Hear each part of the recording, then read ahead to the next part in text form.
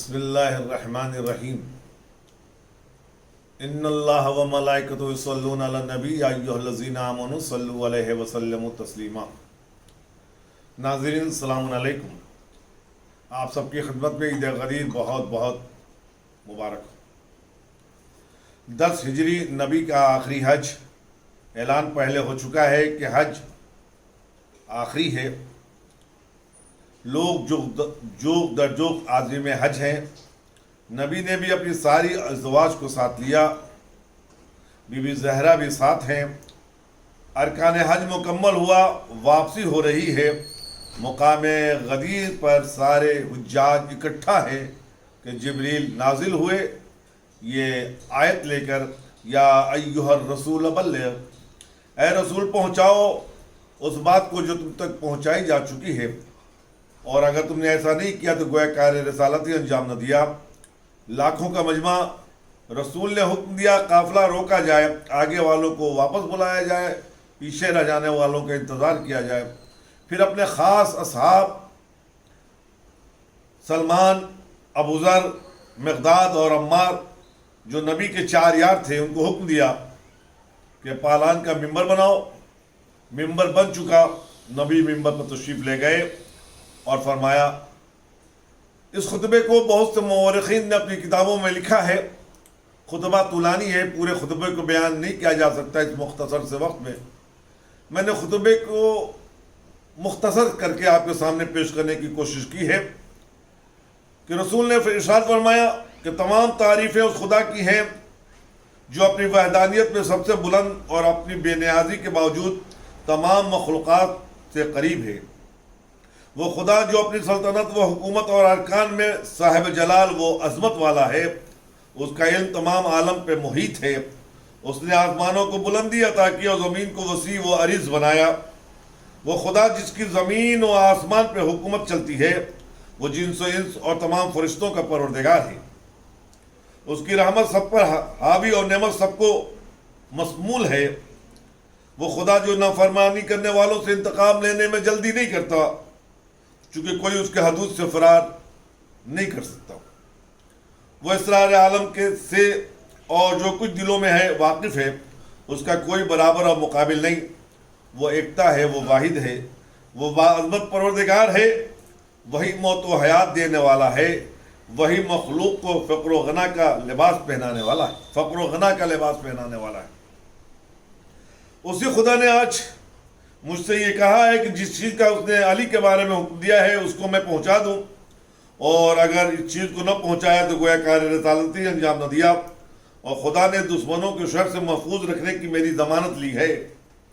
اے لوگو، جبریل نے ہمیں حکم خدا سنانے کو کہا ہے کہ میں تمام لوگوں کے سامنے، چاہے وہ کالے ہوں یا گورے، سنا دوں کہ میرے بعد میرا جانشین و وسیع اور خلیفہ میرا بھائی علی ابن ابی طالب ہے۔ اس کی منزلت مجھ سے وہی ہے جو ہارون کو موسیٰ سے تھی، صرف میرے بعد کوئی نبی نہ ہوگا۔ اس کی اطاعت کرو۔ اس کے لیے قرآن نے کہا ہے، انما ولیکم اللہ ورسولہ والذین آمنوا الذین یقیمون الصلاۃ ویؤتون الزکاۃ وہم راکعون۔ دیکھو، خدا نے علی کو ولی اور امام منتخب کیا ہے، اس کی اطاعت تم پر فرض ہے، ملعون ہے وہ شخص جو اس کی مخالفت کرے۔ اے لوگو، جو میں کہہ رہا ہوں اس کی اطاعت و پیروی کرو۔ سن لو، میرا ولی خدا ہے، اور میں تمہارا ولی و سرپرست ہوں، اور میرے بعد تمہارا ولی علی ہے جو تمہارے رب کی جانب سے تمہارا امام ہے۔ اے لوگو، علی کو دوسروں کو فضیلت دینا، کوئی ایسا علم نہیں جسے خدا نے مجھے تعلیم نہ کر دیا ہو، اور جو کچھ مجھے تعلیم کیا گیا ہے اس کو میں نے متقیوں کے امام علی کو سکھا دیا ہے۔ علی کی ذات میں ہر علم سمایا ہوا ہے، وہی امام مبین ہے۔ اے لوگو، علی سے منحرف ہو کر گمراہی میں مبتلا نہ ہو جانا، علی سے دوری اختیار نہ کرنا، اس کی ولایت و امامت سے سرکشی مت کرنا۔ علی ہی اولین فرد ہے جو مجھ پہ ایمان لایا، سب سے پہلے نماز پڑھی اور سب سے پہلے جہاد کیا۔ میں نے حکم دیا تو یہ میرے بستر پہ سو گیا۔ اے لوگو، علی خدا کی جانب سے امام برحق ہے، خدا اس کی توبہ قبول نہیں کرے گا جو اس کی امامت کا انکار کرے۔ اس کی نافرمانی کر کے واصل جہنم نہ ہو جانا۔ جس نے اس پر شک کیا وہ کافر ہو گیا، اس کی موت جاہلیت و کفر کی موت ہے۔ اے لوگو، علی میرے بعد تمام مرد و عورت میں سب سے افضل ہے۔ ہم اہل بیت کی وجہ سے خدا تم کو رزق عطا کرتا ہے۔ وہ شخص ملعون و خدا کے غضب کا حقدار ہوگا جو میری بات کی تردید کرے گا۔ خدا نے کہا ہے کہ جو علی سے دشمنی کرے گا اور اس کی ولایت قبول نہ کرے گا وہ میرے قہر سے بچ نہ پائے گا۔ اور لوگوں، من کن تو مولا ہو فہذا علی مولا، بھائی جس کا مولا ہوں اس کا علی مولا ہے۔ میرے بعد امیر المومنین کا لقب سوائے علی کے کسی کو جائز نہیں۔ یہ علی میرا بھائی اور میرا وصی ہے، یہ میرے علم کا وارث ہے، یہی میرا خلیفہ ہے، یہ دشمن خدا سے جنگ کرنے والا اور قرآن کے ماننے والوں کا دوست ہے، یہ میرا جانشین مومنین کا امیر اور ہادی ہے۔ اے لوگو، میں اپنے معبود سے کہتا ہوں تو اس کو دوست رکھ جو علی کو دوست رکھے، اور اس کو دشمن رکھ جو علی کو دشمن رکھے۔ جو اس کی ولایت سے انکار کرے اس پر اپنی لعنت نازل فرما۔ اے لوگو، خدا نے علی کی ولایت کے ذریعے تمہارے دین کو کامل کیا ہے۔ یاد رکھنا، علی سے بغض نہ رکھے گا مگر جو بدبخت ہوگا۔ اے لوگو، علی حق کے ساتھ اور حق علی کے ساتھ۔ اے لوگو، علی قرآن کے ساتھ اور قرآن علی کے ساتھ۔ اسی راستے پر چلو جس پر علی چلے اور چلنے کا حکم دے۔ میرے بعد یہ علی صراط مستقیم ہے۔ آگاہ ہو جاؤ، علی کے دوست ہی جنت میں سلامتی کے ساتھ داخل ہوں گے، ان کا ہی جنت بے صبری سے انتظار کر رہا ہے۔ میرے اور علی کے دشمن جہنم میں ہوں گے، ان پر لعنت ہوگی۔ اے لوگو، علی مجھ سے ہے اور میں علی سے ہوں۔ میرے بعد یہ مومنین کا امیر ہے۔ اے لوگو، جو خدا اور اس کے رسول اور علی کی پیروی کرے گا وہ فوز عظیم کا مستحق ہوگا۔ ناظرین، خطبہ غدیر کو میں نے مختصراً آپ کے سامنے پیش کیا۔ اس خطبے میں مفصل تعریف مولا کرام موجود ہے، اسے بہت سے مورخوں نے اپنی کتابوں میں تحریر کیا ہے۔ جب رسول نے ممبر سے یہ خطبہ دیا اور اعلان کر دیا من کنت مولا ہو فہذا علی مولا، جس کے لیے خدا نے حکم دیا تھا، تب ادھر سے انعام عطا ہو رہا ہے۔ رسول نے اعلان ولایت کیا، آیت اتری، الیوم اکملت لکم دینکم واتممت علیکم نعمتی ورضیت لکم الاسلام دینا۔ آج دین مکمل ہو گیا، نعمت تمام ہو گئی، اللہ تمہارے دین اسلام سے راضی ہو گیا۔ اس آیت سے پہلے خدا نے کہا ہے کہ آج کافر مایوس ہو گئے، وہ کافر جو یہ سوچ رہے تھے کہ نبی کے بعد دین مٹ جائے گا، انہوں نے دیکھا محمد نے دین کی ذمہ داری علی کے سپرد کر دی، دین مضبوط ہاتھوں میں چلا گیا، اب دین میں انحراف ممکن نہیں۔ اور عزیز، آج غدیر کے دن الیوم اکملت لکم دینکم سے 4 چیزوں تک پتہ چلتا ہے۔ آج دین مکمل ہوا، نعمت خدا تمام ہوئی، دین اسلام سے خدا راضی ہوا اور کفار مایوس ہو گئے۔ ناظرین، غدیر ختم نبوت کی بہترین دلیل ہے۔ غدیر یعنی نبوت ختم، امامت کی ابتدا۔ غدیر کلمہ کا پورا ہونا بھی ہے۔ رسول نے کہا میرا مولا خدا ہے، لا الہ الا اللہ، میں مومنین کا مولا ہوں یعنی محمد رسول اللہ، میں جس کا مولا ہوں اس کے علی مولا ہے یعنی علی ولی اللہ۔ من کنت مولا ہو فہذا علی مولا کہہ کے کلمہ طیبہ کا اتمام کر دیا رسول نے غدیر میں۔ غدیر مکمل علی کی معصوم تصویر کا نام ہے۔ دلیل سن لیں، خدا نے ساری کائنات کو ہمارے اختیار میں دے دیا، مسخر کر دیا ہمارے لیے، یعنی دنیا ہمارے لیے اور ہم خدا کے لیے۔ خدا خود فرما رہا ہے کہ میں نے جن و انس کو نہیں پیدا کیا مگر یہ کہ وہ میری عبادت کرے، یعنی پوری دنیا ہمارے لیے، ہم خدا کے لیے، ہم خدا کے لیے۔ اور خدا تک لے جانے والا رہبر اگر معصوم نہ ہو تو گمراہی کا خطرہ ہے. اس لیے وہاں تک لے جانے والا اگر علی جیسا معصوم ہو تو ہمیں نبی بھی مل جایا اور خدا بھی مل گیا.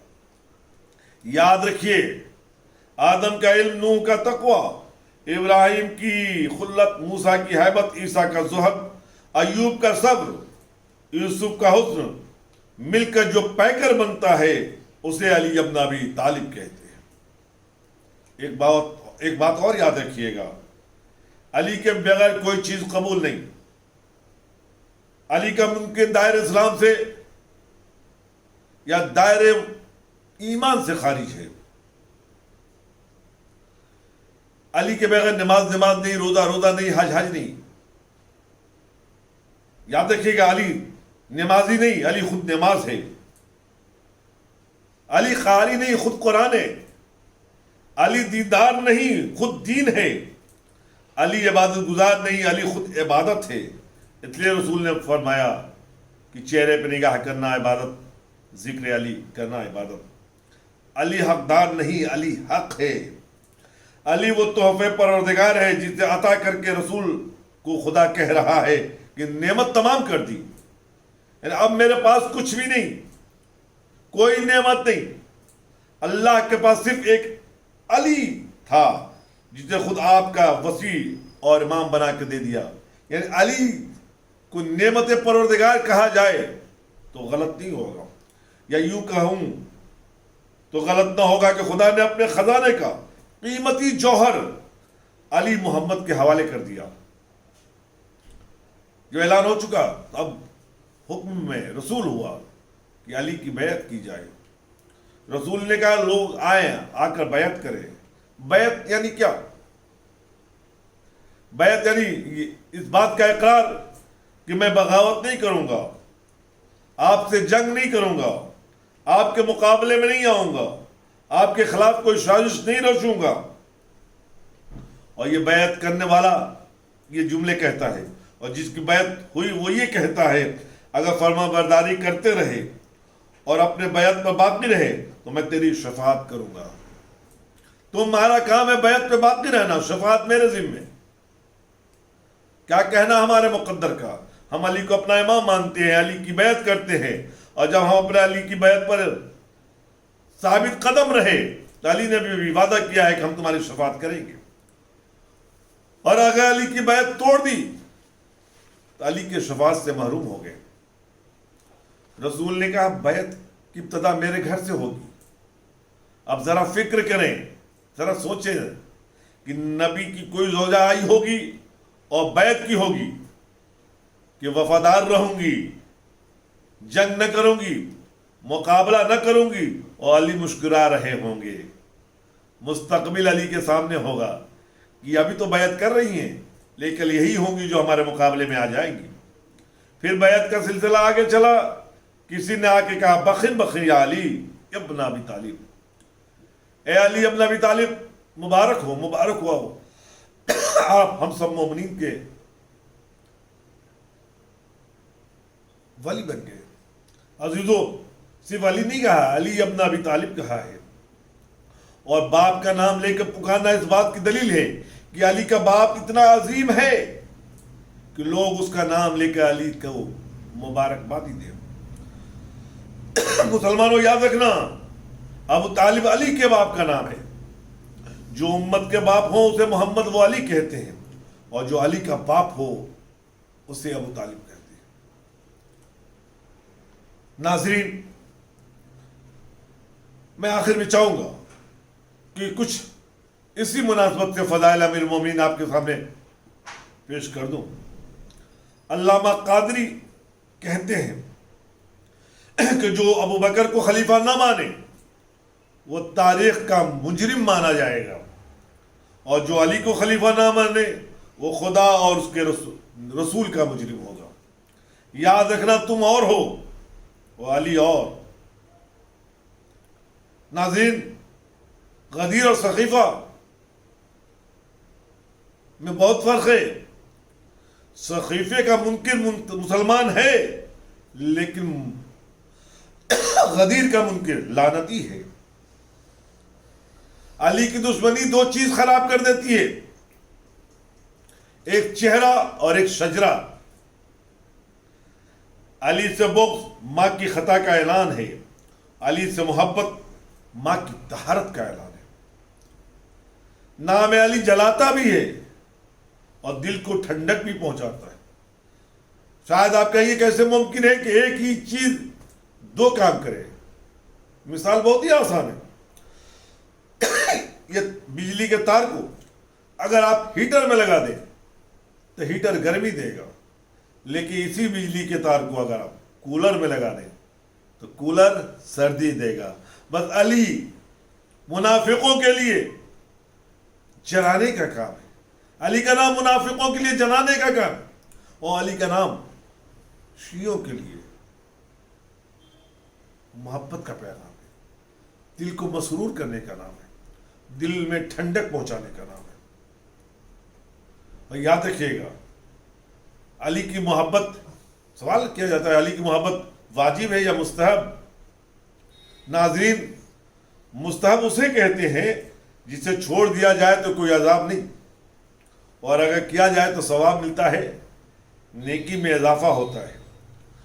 اگر علی مستحب ہوتا تو غدیر میں حارث پہ عذاب نازل نہیں ہوتا، اور یہ عذاب وہیں سے آیا جہاں سے قرآن آیا ہے. یوں کہوں کہ شاعر نے کیا خوب کہا ہے کہ دوزخ منافقوں کی عبادت کا ہے جہیز، دوزخ منافقوں کی عبادت کا ہے جہیز، جنت علی کے ذکر کی پہلی زکات ہے.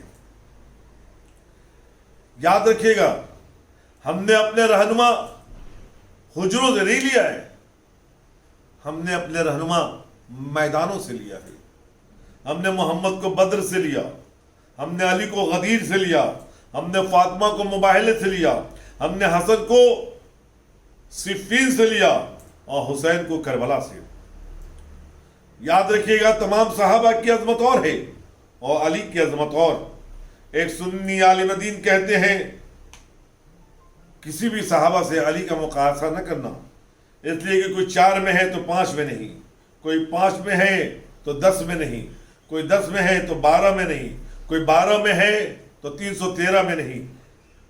لیکن علی اسے کہتے ہیں جو خلیفہ راشدین میں علی، 5 پنجتن میں علی، 10 عشر مبشرہ میں علی، 12 اماموں میں علی، 14 معصوموں میں علی، 313 صحابہ بدر میں علی، خانہ کعبہ میں علی، 200 پیغمبر پہ علی، حدیبیہ میں علی، احد و خندق و خیبر میں علی، شب ہجرت بستر پہ علی، یہاں تک کہ محمد کو غسل دینے والا علی. اور شاعر نے عجیب شعر کہا ہے کہ محراب میں علی ہے تو منبر پہ ہے علی، کعبہ گواہ دوش پیغمبر پہ ہے علی، ہجرت کے شب رسول کے بستر پہ ہے علی، سلمان میں علی ہے تو ابو ذر میں ہے علی. ہر جا علی ملیں گے نہ دامن بچائیے، ہر جا علی ملیں گے نہ دامن بچائیے، بچنا علی سے ہے تو جہنم میں جائیے. میرے عزیزو، آج کل ایک نئی نعت علی کے مقابلے میں نعت فلاں آیا ہوا ہے. نعت علی مظہر العجائب، اب آواز دی جائے نعت فلاں نہیں، مظہر العجائب. عزیزان گرامی، نعت یعنی پکارنا، مصیبت میں پکارنا، اور محمد نے جب بھی علی کو پکارا علی آ گئے. یعنی پکارا اسے جاتا ہے جو مصیبت کے وقت آ جائے. اب ایک بات کہہ دوں، یہ نعت علی کے مقابلے میں نعت لکھنے والوں، یاد رکھنا، پکارا اسے جاتا ہے جو مصیبت میں آ جائے. ہم علی کو اس لیے پکارتے ہیں، نبی نے علی کو اس لیے پکارا کہ ہر منزل پہ علی آ گئے. لیکن اب ایک جملہ آپ کے حوالے کر دوں، جو احد کے میدان میں نبی کے بلانے پہ نہ آئے وہ آپ کے بلانے پہ کیا آئے گا؟ جس کے لیے آپ نے یہ نعت لکھا، اسے نبی پکار رہا تھا اور وہ فرار کر رہے تھے. آپ کو وہ واقعہ یاد ہے جب رسول نے علی کو دیکھا، کہا سب بھاگے، آپ کیوں نہ بھاگے؟ تو ایک جملہ کہہ دیا علی نے کہ کیا میں ایمان لانے کے بعد پھر کافر ہو جاتا ہوں؟ یہ کہہ کہ علی نے قیامت تک کے لیے اعلان کر دیا کہ میدان احد سے بھاگنے والے سب کافر تھے. اب مسلمانوں یا تو ان کا پھر کلمہ تاریخ کے اوراق میں دکھاؤ، نہیں تو یہ مانو کہ احد کے بعد وہ مسلمان نہ تھے۔ عزیزو، یہ غدیر قوم، یہ اعلان قوم، یہ علی کو اپنے مد مقابل میں لا کے من کنت مولا ہو فہذا علی مولا کہنا احد کے اس واقعے کو یاد دلاتا ہے جب مسلمان شیطان کی آواز پہ بھاگ رہے تھے کہ محمد مارے گئے، تو علی نے بھی جھک کے محمد کو بلند کر کے کہا تھا ہذا رسول اللہ، پہچانو، دیکھو یہ رسول ہیں۔ اسی منظر کو رسول نے کہا کہ احسان کا بدلہ احسان قرآن میں نے پڑھا ہے، علی تم نے مجھ پہ احسان کیا تھا کہ میدان احد میں مجھے بلند کر کے کہا تھا من کنت مولا مجھے بلند کر کے کہا تھا ھذا رسول اللہ، اب میں غدیر میں تجھے بلند کر کے کہوں گا من کنت مولا ہو فھذا علی مولا۔ ناظرین، دنیا ہم پہ اعتراض کرتی ہے کہ ہم غلو سے کام لیتے ہیں، اتنا بہادر بنا دیتے ہیں علی کو۔ نہیں عزیزو، ہم محمد سے زیادہ بہادر علی کو نہیں بناتے۔ تاریخ آپ کے حوالے کر کے آپ کی زحمت تمام کروں، ہم صرف اتنے ہی کہتے ہیں نا کہ جس دروازے کو 40 آدمی مل کے بند کرتے تھے اور کھولتے تھے اسے علی نے 2 انگلیوں پہ اکھاڑا، یہی ہے نا۔ اب جملہ سنیے گا، وہ 40 انسانوں کی طاقت کا اندازہ کر لیجئے گا تو پھر در کی طاقت کا اندازہ کریجئے گا، اور جب در کے وزن کا اندازہ ہو جائے تو علی کی 2 انگلیوں کی طاقت کا اندازہ کیجئے گا، اور جب علی کی 2 انگلیوں کی طاقت کا اندازہ ہو جائے تو علی کے پنجے کی طاقت کا اندازہ کیجئے گا، اور جب علی کے پنجے کی طاقت کا اندازہ ہو جائے تو علی کے بازوؤں کی طاقت کا اندازہ کیجئے گا، جس کی ایک ضربت عبادت ثقلین پر بھاری ہوتی ہوئی نظر آئی، اور جب علی کے بازوؤں کی طاقت کا اندازہ ہو جائے تو علی کے پورے جسم کی طاقت کا اندازہ کیجئے گا، اور جب یہ ساری طاقتیں ذہن میں آ جائیں تو آج کے دن غدیر کے میدان میں آ جائیے گا۔ اسی طاقتور علی کو رسول نے اپنے دونوں ہاتھوں پہ بلند کر کے کہا تھا من کنت مولا ہو فھذا علی مولا۔ جو اتنا بڑا طاقتور علی، اسے 2 بازوؤں پر رسول نے اٹھا کے بتا دیا کہ اب بتاؤ طاقت علی کی زیادہ ہے یا محمد کی زیادہ ہے۔ علی در خیبر کو اپنے ہاتھوں پہ اٹھاتا ہے، محمد علی کو اپنے ہاتھوں پہ اٹھاتا ہے۔ اور جملہ سنبھالیے گا، جب محمد کے بازوؤں کی طاقت کا اندازہ ہو جائے تو محمد کے پورے جسم کی طاقت کا اندازہ کیجئے گا۔ اب ایک جملہ آپ کے حوالے کر دوں، جب دونوں کی طاقتوں کا اندازہ ہو جائے، یعنی علی کی طاقت کا اندازہ ہو جائے، محمد کی طاقت کا اندازہ ہو جائے، تو چلیے ابو طالب کے اس زانو کی طاقت کا اندازہ کیجئے گا جس پر ایک پر محمد بیٹھتا تھا، ایک پہ علی ابن ابی طالب۔ درود ہے عید پر محمد والے محمد، اللہم صلی علی محمد والے محمد۔ ناظرین، یہ عید غدیر آپ کو بہت بہت مبارک ہو۔ عید غدیر یعنی یوم تبسم، عید غدیر یعنی یوم سرور، عید غدیر یعنی یوم عبادت، عید غدیر یعنی یوم ولایت، عید غدیر یعنی یوم خلافت، عید غدیر یعنی یوم امامت۔ دنیا کے سارے مسلمان یا تو غدیری ہیں یا ثقیفائی۔ آج کے دن فیصلہ ہو جاتا ہے کہ آج کا دن جو مناتے ہیں وہ غدیری ہیں، جن کے چہرے اتر جاتے ہیں آج کا دن کا نام سن کے وہ ثقیفائی ہیں۔ امام معصوم نے فرمایا کہ غدیر زینت عرش کا نام ہے، غدیر ستاروں میں چاند ہے۔ روز غدیر دعا کے مقبول ہونے کا دن ہے، گناہوں کو ترک کرنے کا دن ہے، خدا کی عبادت کرنے کا دن ہے، ایک دوسرے مومن کو دیکھ کر مسکرانے کا دن ہے، عمدہ لباس اور عمدہ غذا کا انتظام کرنے کا دن ہے۔ آج کے دن 1 درہم صدقہ 1000 درہم کے برابر ہے۔ آج کا روزہ 60 سال کے روزے کے برابر ہے۔ آج کا دن وہ دن ہے جس دن حضرت موسیٰ نے فرعون پہ غلبہ پایا۔ آج کا دن وہ دن ہے جس دن ابراہیم کو آگ نمرود سے نجات ملی۔ آج کا دن وہ دن ہے جس دن موسیٰ نے عیسیٰ بن نون کا خلیفہ بنایا۔ آج کا دن وہ دن ہے جس دن عیسیٰ نے سمعون کو اپنا خلیفہ بنایا۔ آج کا دن وہ دن ہے جس دن سلیمان نے آصف بن برخیہ کی بیعت لی۔ آج کا دن وہ دن ہے جس دن رسول نے اپنے اصحاب میں بھائی چارگی قرار دیا۔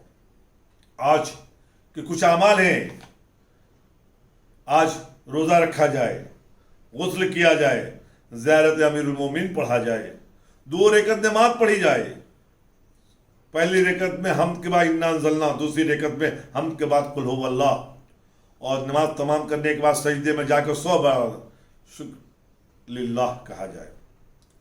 آج دعائے ندبہ پڑھا جائے، مومن بھائی کو آج کی مبارکبادی دی جائے، مصافحہ کیا جائے، صیغ اخوت جاری کیا جائے، زیارت امین اللہ پڑھا جائے۔ ناظرین، خدا نے یہ دین ہمیں میسر کیا ہے۔ الحمدللہ الذی جعلنا من المتمسکین لولایت علی بن ابی طالب والائمۃ علیہم السلام۔ ناظرین، یہ عید آپ کے لیے، ہم سب کے لیے مبارک قرار ہو انشاءاللہ۔ خدایا تجھے واسطہ ہے آج کے عید کا، آج کے دن کا، کہ 1 سال پورے ہو گئے یہ وبائے مرض کو۔ خدایا اس مرض سے عالم بشریت کو نجات عطا فرماؤ۔ خدایا جو لوگ اس میں مبتلا ہیں انہیں اس سے نجات اور رہائی عطا فرماؤ۔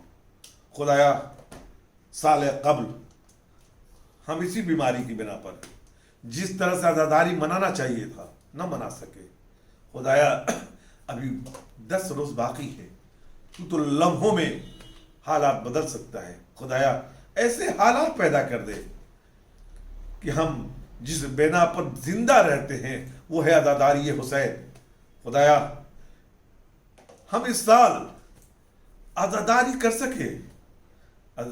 سال قبل ہم مایوس تھے، ہم نے اپنے حجروں میں، اپنے گھروں میں عزاداری کی، لیکن جس شان سے عزاداری حسین ہونی چاہیے یا جس شان سے عزاداری حسین کرتے آئے ویسی نہ ہو پائی۔ خدایا تجھے واسطہ ہے آج کے عید سعید کا کہ اس مرض سے عالم بشریت کو نجات عطا فرما۔ خدایا تجھے واسطہ ہے محمد والے محمد کا جو مریض ہیں انہیں صحت کاملہ عطا فرما، جو مقروض ہوں ان کے قرض کی ادائیگی عطا کر، جو بے روزگار ہوں انہیں روزی عطا فرما، جو صاحب روزگار ہوں ان کی روزی میں برکت عطا فرما، جو علم کے متمنی ہیں ان کے دامن کو علم سے مالا مال فرما۔ خدایا ہمارے کچھ جاننے والے مریض ہیں، مخصوصاً میں اور میری خانم بھی مریض ہیں۔ خدایا تجھے واسطہ ہے آج کے دن کا کہ ہم دونوں کو صحت کاملہ و عاجلہ عطا فرما۔ خدایا تجھے واسطہ ہے محمد والے محمد کا کہ ہمارے مقدر میں نجف کی زیارت تحریر فرما اور روز محشر مولائے کائنات کی شفاعت ہم سب کو نصیب فرما۔ والسلام علیکم ورحمۃ اللہ وبرکاتہ۔